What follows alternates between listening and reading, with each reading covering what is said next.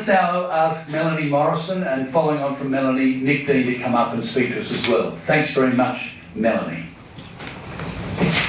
I'd also like to acknowledge that we are gathering on the land of the Gadigal people, and this always was and always will be Aboriginal land.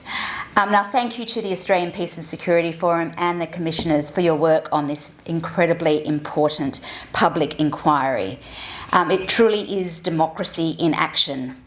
Now, it's astounding to me that it comes down again to a group of committed individuals with a bit of crowdfunding to hold the government, or try and hold the government to account on such a matter of enormous public interest and national cost, not only to the people of Australia, but also to the people of this region.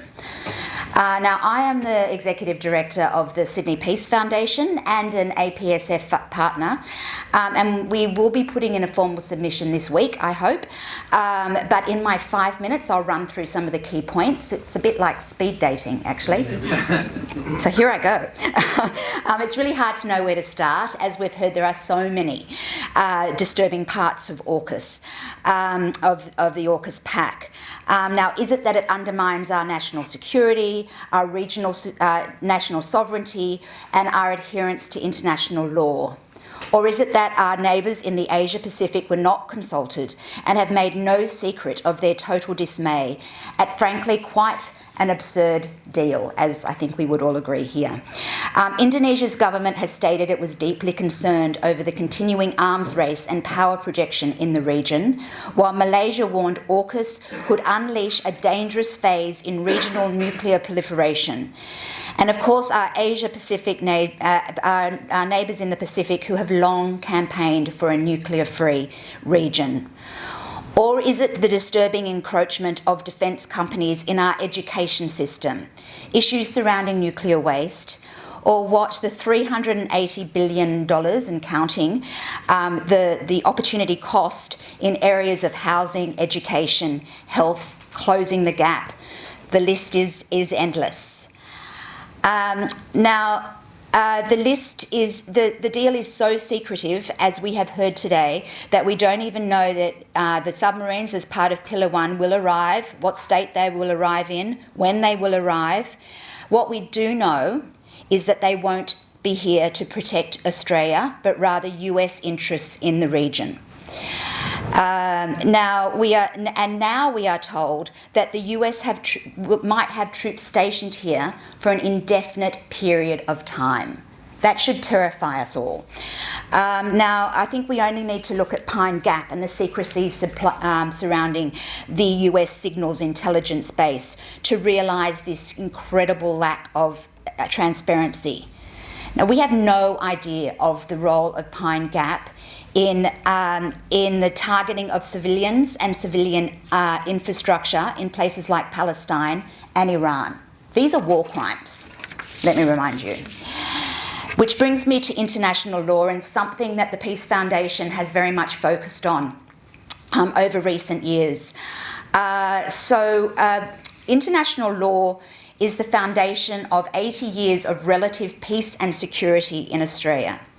And it's extraordinarily disappointing when you look at the fact that Australia has played a leading role in the creation of many parts of international law and even helped draft the Universal Declaration of Human Rights.